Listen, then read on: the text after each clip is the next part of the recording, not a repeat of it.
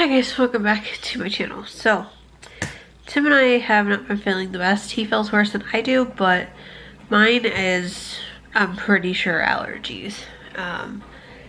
My sinuses have been messed up for a couple of months now. However, I took a COVID test that we had and mine came back negative. But there's Tim's.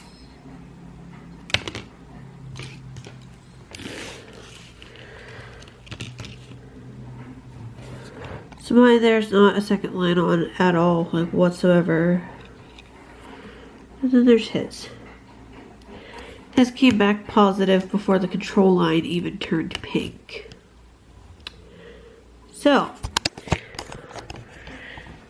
his stepdad doesn't care. Still had to go over to work. His stepdad has tests over there that he's going to double confirm with, because ours, the box says 4/17 of this year, but the test packets said... Hi guys, welcome back to my channel. So, these guys got done this morning. We've got the Ice Dragon with his color change, which I think is gorgeous. He finished with all of his spikes this like yellowy greenish gold color. And then you've got the Rose Dragon, which I absolutely love these guys in the color change. And he also finished with like the greenish gold, but he also finished with green and pinks and purples and everything. These guys are my favorite because they slowly get taller as it goes up with the dragon. So the colors you can see mirrored through that. And then I ended up getting this filament the other day, and it's also a color change. It just doesn't change as fast, which I'm a little sad about. But we've got like the bearded dragon here. He finished like this pinkish purple, but the rest of him is like dark purple. But those guys finished this morning. So this morning was a rough morning. I need to blow my nose for 1 second. 1 second. Okay, so this morning Tim and I got up at 9 o'clock. We had to take the van and the Subaru out to our local like tire place. We got appointments booked today to get the like tires balanced and stuff like that. And then tomorrow they're going to be doing the undercoating because 'tis the season to do undercoating. If you guys don't know what undercoating is, it's mostly, I'm pretty sure, like a snowy climate thing. I don't know if it's like common in like Texas and stuff like that, but here it's common for you to get your car undercoated. They coat it with like oil and stuff like that, and it stays on your car. Even like after you get it washed, it like sinks into the metal or soaks into the metal type thing. And after, like, if you get it done at the beginning of the summer, it has all summer, all fall, and then up until the first snowfall of the year to kind of soak in and protect your car. And then after that, when the snow falls, all the salt comes down onto the roads, and you know, the salt trucks and stuff like that come through. So your cars can get really rusty really fast if you don't do the upkeep with them or do like the undercoating.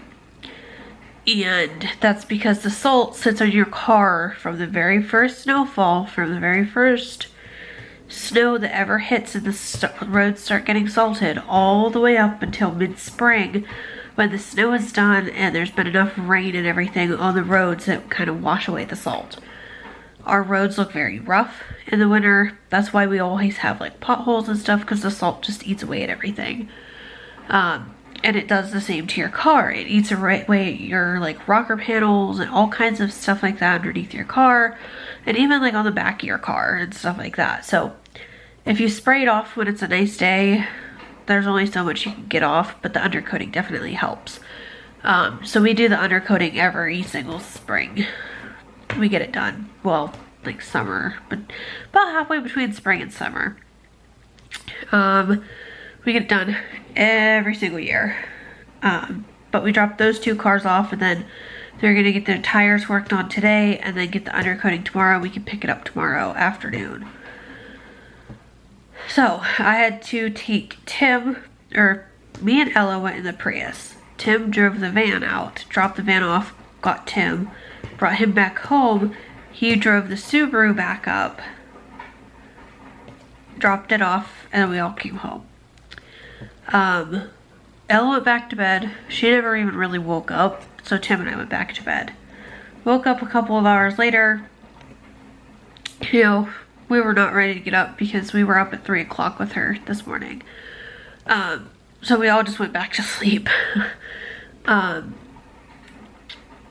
had therapy today, so I had to go take her to that. She did finish with occupational therapy. She will no longer be going to occupational, which kind of sucks because occupational therapy was my favorite kind of therapy for her. I really liked how she responded in there. She really liked the teacher. I really liked the teacher. I say teacher, but it's her therapist. I really liked her, and now we only have the one. And she did the re-eval for speech therapy today, and she would like to see her for another 6 months before doing another re-eval. She said she's still behind where she should be, that she still wants to work with her and see how she progresses after she turns 4 and stuff like that. So we're still going to be doing speech, but occupational therapy is done, and I'm kind of sad about it, to be honest.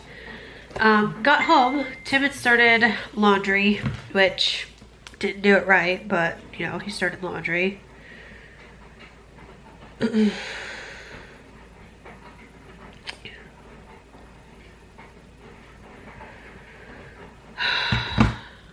Anyways, God, he's an idiot.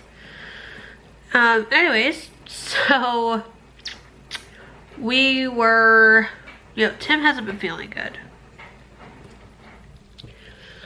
He thought because he was, not yesterday, the day before, right around when this all started, he was up in like the crawl space of a garage over town putting in a new light, so he had to like to run the wiring and everything.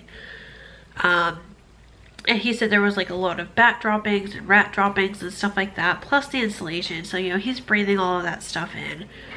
And he had no idea that that's what they were doing yesterday or the day before, so he didn't have a mask or any kind of gloves or anything like that. He came home, took a shower, changed his clothes and everything, but he was still feeling scratchy in the throat. He took some cough drops and stuff like that, but it wasn't really helping. Yesterday, he got a little worse. Wasn't terrible. Then today, he even got a little bit more worse, and he doesn't understand, like he couldn't understand why. He wasn't up in the droppings or anything anymore. He had gotten a shower, changed his clothes, we changed the bedding, washed it. Everything. And he just couldn't quite figure it out. Well, I said, hey, I still got a couple of COVID tests. Do you want to take one? And he said, sure. He was laying on the floor there by the door. He didn't want to move. He was not feeling well. Obviously, I don't care. Anyways, so I go in the bathroom, get the tests. The back of the box says 4/17 of 22, I believe.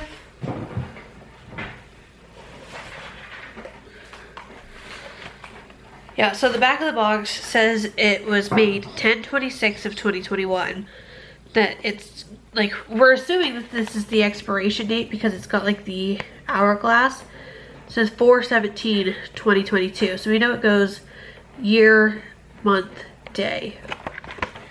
But on the inside here,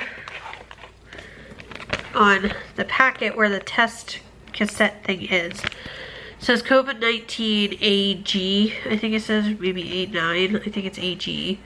Has the lot number, and then it has the same like hourglass symbol. It's the third thing down right here. So year, month, day. So it says 2022 10/5. So 10/5, October 5th of 2022. So that's the test that came with the box. So we're not sure to go like whether the cassette is still good because it has the date of 10/5, or if we should go based off of the symbol, like, or the, you know, the thing on the box. I did want to pull this back out and compare our lot numbers. Yeah, see, the lot numbers aren't even the same, so I'm not sure what's going on or whether to believe this or the box. I'm assuming this, because it doesn't even have the same lot number. The lot number on the box is 168960. The one on the bag is 166154. So I may end up calling like maybe Walmart. I don't know if I would contact them or the people that make the tests. But my test, I ended up taking after he got his results. My test is negative. There is no second line whatsoever, not even a faint little line. His, however, is very much positive. His stepdad had a couple of tests over at his place that he had gotten from the nursing home / assisted living that my mother-in-law was in for a few months when she was trying, it was like a rehabilitation thing. He had a couple of tests from there, however, none of them have the swabs. So